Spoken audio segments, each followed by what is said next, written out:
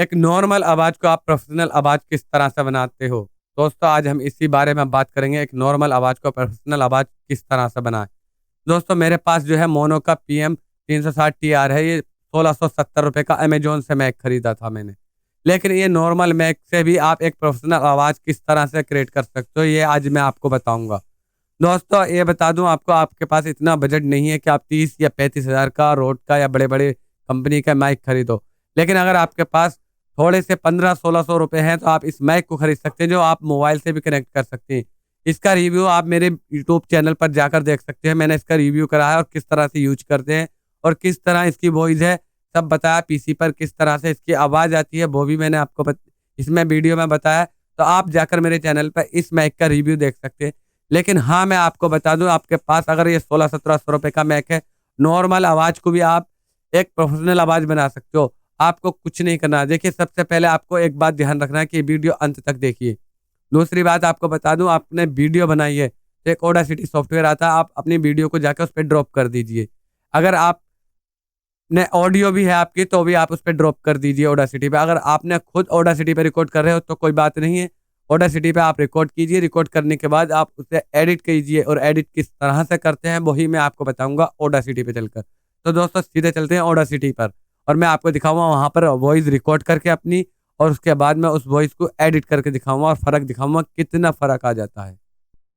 तो दोस्तों सबसे पहले आपको कम से कम 5 सेकंड तक ऑडासिटी पे जब वॉइस रिकॉर्ड करते हो तो साइलेंट रहना पड़ेगा।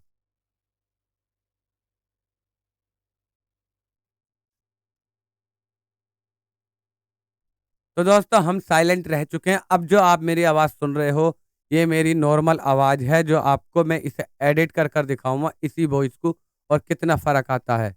ठीक है? मैं सबसे पहले आपको यहीं पे इस आवाज़ को रोक देता हूँ। तो दोस्तों ये मेरी आवाज़ जो है रुक चुकी है, स्टॉप कर चुका हूँ इस आवाज़ को। अब मैं इस आवाज़ को एडिट करने के बाद आपको दिखाता हूँ कि इसमें कितना फ़र्क आ जाता है। देखिए, पहले आपने मेरी आवाज़ सुनी, ये जो मैंने रिकॉर्ड की थी वो नॉर्मल आवाज़ थी। इसके बाद जो आप आवाज़ सुनोगे, एडिट के बाद सुनोगे। सबसे पहले हमें इतने हिस्से को सेलेक्ट कर लेना है जितना हिस्सा हमारा साइलेंट का है। इस साइलेंट हिस्से को सेलेक्ट करने के बाद सीधा हमें जाना है नॉइज़ रिमूवल एंड रिपेयर पर। यहाँ पर क्लिक करने के बाद नॉइज़ रिडक्शन पर जाकर यहाँ पर गेट नॉइज़ प्रोफाइल कर लीजिए। बस और कुछ नहीं। इसके बाद आप कंट्रोल ए कीजिए और तो दोस्तों फिर दोबारा इफ़ेक्ट में जाना है। इफ़ेक्ट में जाने के बाद फिर वही प्रक्रिया करनी है। नॉइज़ रिमूवल पे जाकर नॉइज़ रिमूवल, नॉइज़ रिडक्शन पे जाना है, फिर यहाँ पर जाकर ओके कर देना है। अब गेट नॉइज़ नहीं करना, खाली ओके कर देना है। ओके करने के बाद आपको फिर इफ़ेक्ट में जाना है।